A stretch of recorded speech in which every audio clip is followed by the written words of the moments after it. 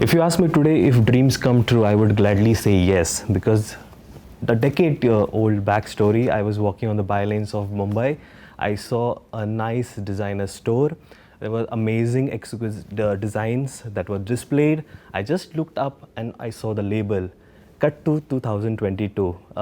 I would have never thought that I would be sitting with the owner of that label, that is Ritu Beri, as she's fondly said, the first lady of Indian fashion and also the queen of fashion industry. Ritu, thank you very much for sparing your valuable time and joining us for this conversation. Thank you so much. What a sweet introduction. Thank you very much. It was indeed a real story. Let me clarify that. That's really sweet. Coming back to the major point is about this, the Luxury League that you have here, and it's the first edition that is here, but it's the 6th edition in the row of the Luxury Symposium. If you can share a little about this brand and also about this event.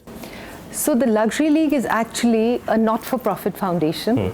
The whole idea of the Luxury League is to promote the arts and crafts from our country, which I think are true luxury. So India basically gives us the license to promote luxury as an art form.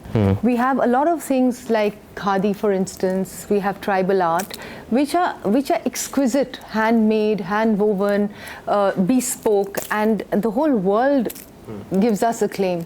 So the whole idea of the Luxury League is to try to get the government, global players, industry heads and artists, artisans, craftsmen, all on one platform to see how we can make the soft power of Brand India a global movement, and to try to get people to understand that there's nothing better than art and craft from India. True, very true.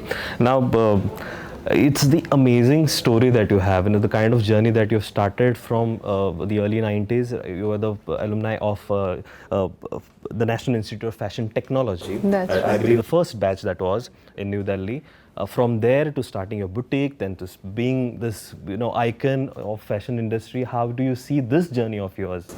I think I'm blessed. I did what I wanted to. I followed my dreams, and I'm one of those lucky ones that followed a passion, dreamt big, and managed to achieve a lot of my aspirations. And there was a lot that I wanted to do. There's a lot I want to still do, but I think I was at the right place at the right time. I had the right motivation. I had the right dreams.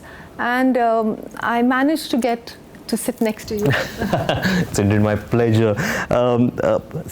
Going back to a little bit olden days, is you started your label initially as a boutique, and then you shifted as a brand. You also had exposure with respect to collaboration, whether it is national as well as international. How important is this to shape up a young budding artist or a fashion designer or a creative person? I think for any form of creativity, exposure is key. You can't sit under a rock or in your own little cave and try to create. You have to see what's happening over the world. You need to be inspired. You need to see different things, different kinds of, even your competition has to inspire you. So I think, for instance, like for me, Paris was my inspiration. Paris is a real fashion hub.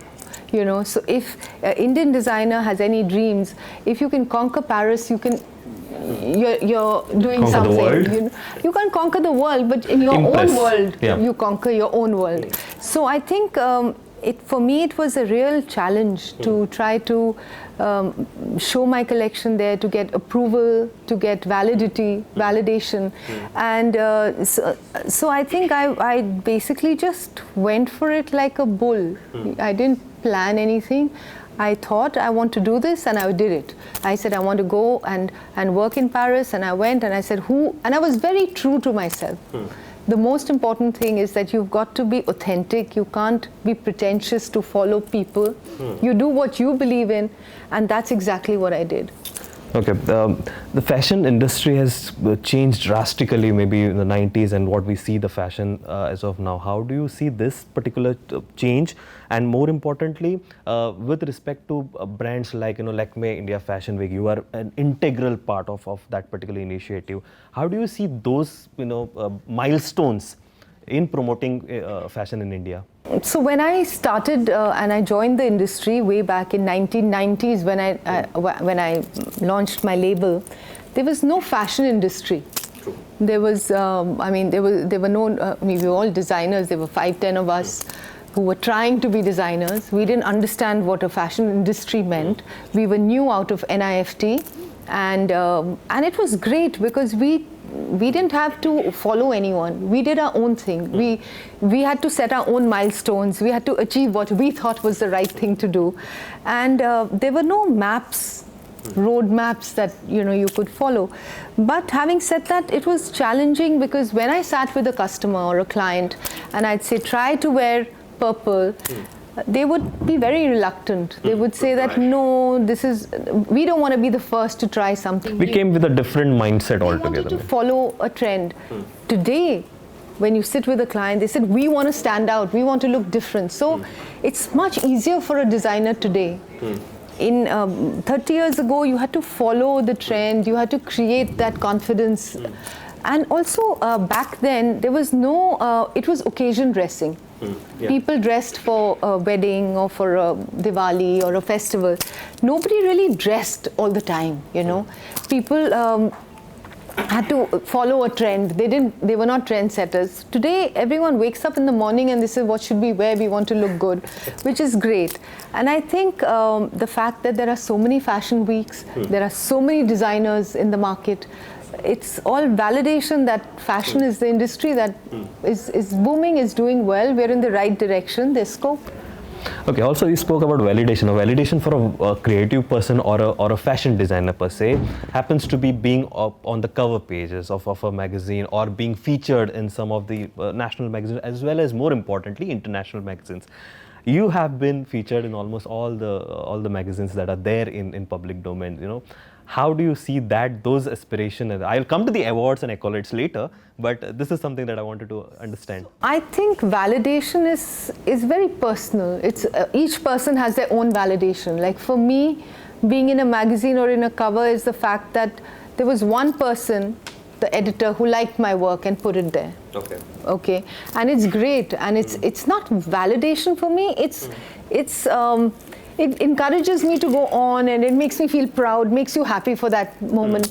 But I'm a very difficult person to please, so my validation comes from myself. I run my own race. I have to please myself. I have to think. I can't cheat. You can't cheat yourself. You can cheat the whole world, but when you sleep at night, your conscience tells you you're in the right direction or you're messing up. So my validation really truly comes from myself, and there's no magazine in the world. If I'm featured, great. If I'm not featured, I really don't miss it. It doesn't bother me. But having said that, you and the press here is very important to get that message across to the people. So for me, it's not the cover. It's that you take the right message to the people, because in Goa on the 26th, I'm catering to 100 or 150 people in that hall. But it is you who take that message to the masses, to a larger audience. So the outreach is through you. So it's not about coming on the cover, it's about being able to reach out and get the message to the people. Okay, now this message, I'll take it forward. The Luxury League happens to be a non-profit organization. Giving back to the society is very integral part of almost all the human beings, and more importantly, we as a creative person. Now, you have been part throughout your journey, whether it is, Ritu Beri fashion fraternity that you had, or maybe this league that you are having, or even, coming up with a kids line that is Baby Berry. How important it is for everyone to give back to the society once you accomplish something. You see, again, everything is personal. For some people, it's very important. Like for me, it's very important. I enjoy making kids' clothes because I'm going to sell them and give the money to an autistic child or a family. So to each, you can't generalize. What I like, maybe you don't like, or so it's not. But I really believe that what are you living for if at the end of the day you're not useful to another person? You're really quite useless yourself. So that's my view, that if I am of no use to help or to accomplish somebody else's dream, I've really not done that well. That's my point of view and my way of living, but it doesn't necessarily have to be anybody else's. Okay. If you look back at your life, it's kind of an encyclopedia into fashion, especially with Indian context. You have also authored a lot of books. How do you keep this legacy of yours that you've maybe because you said there was no fashion industry that time, it was just trial and error that happened. You were trying to accomplish something. This is a struggle. And this is a struggle of Ritu Beri along with all the fashion designers who are part of that particular era. Now that you have accomplished so much of things, you should feel, you do feel that you should give back this legacy and keep it in for people. I've been feeling like giving back since 1997. Very true. Only 7 years from when I launched myself. So that is inherently my nature. But having said that, I love writing because I love to put down my thoughts. And I don't want to forget it when I'm 80 years old, if I live till then. But the bottom line is that if I don't write something down and that's something that really means a lot to me, how do I pass it on to the other generation? I found my mentor through his books. I was in India and I was studying fashion in NIFT, and I came upon Francois Lesage's books. And that's when I started hunting for him and wanting to meet him. So it's things like that, I think, that influence and that keep you alive after you're gone. Now, you also said, that Indians wear for occasions, especially maybe weddings or stuff like that. How do you see Indian fashion or Indian style vis-a-vis, relevance of fashion? And have you, over this journey of yours, do you see that India has made a mark globally with respect to fashion? India's making a mark. India's been an inspiration to global designers, whether it's Karl Lagerfeld, Chanel did a full line inspired by India. Jean-Paul Gaultier has done a line inspired by India. So India has been an inspiration to a lot of fashion designers.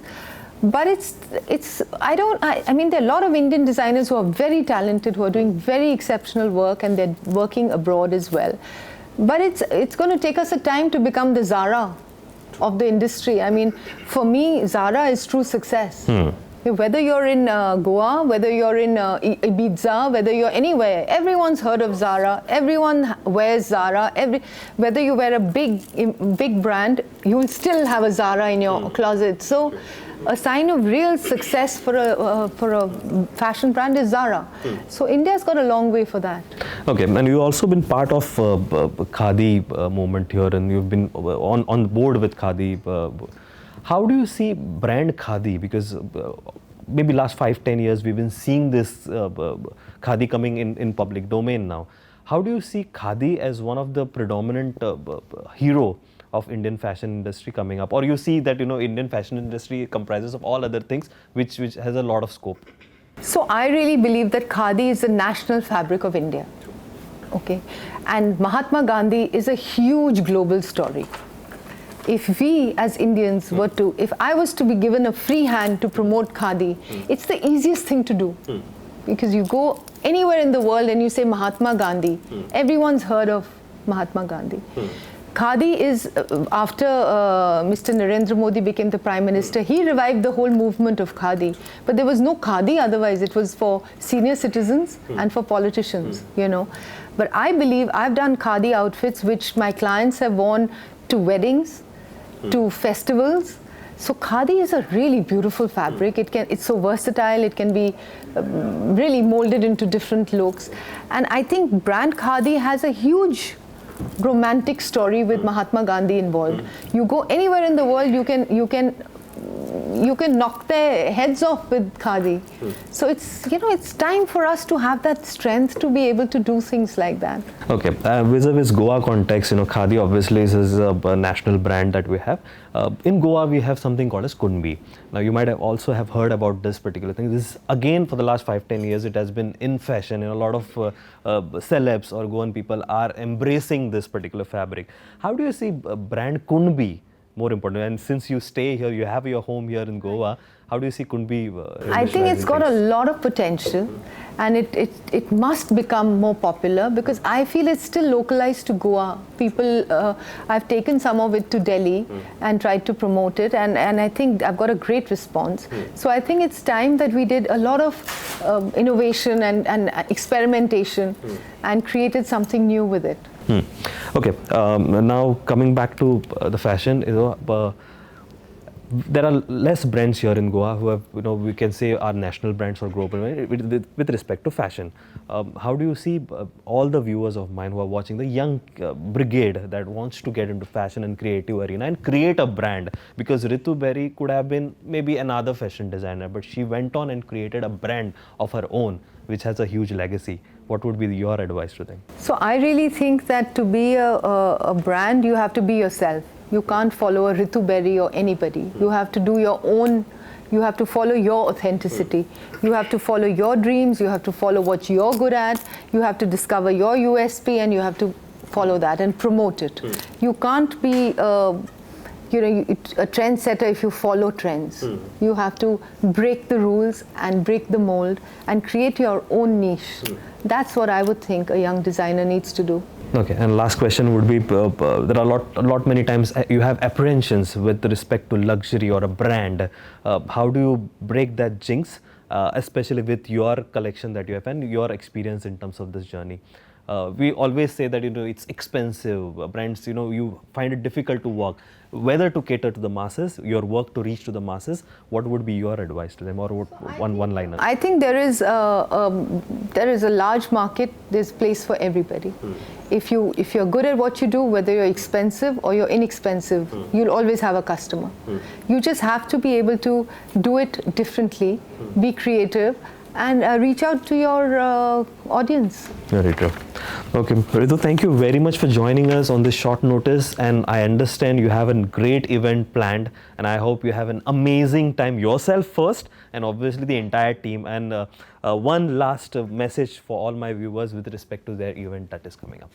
So I just hope all of you get a chance to see what we are doing, and you're all Indians, and I hope you're proud Indians, because there's no better place than India. And as a creative person, I have to say, I always thank God that I was born in India, because I'm surrounded by inspiration with colors, fabrics, people. I think the heart of an Indian is unmatchable. Ritu, it was a pleasure to have you, and more importantly, best of luck for this Luxury League. Thank you. More important, the 6th edition of Luxury Symposium 2022. Thank you. Pleasure it was. Thank you so much. Thank you.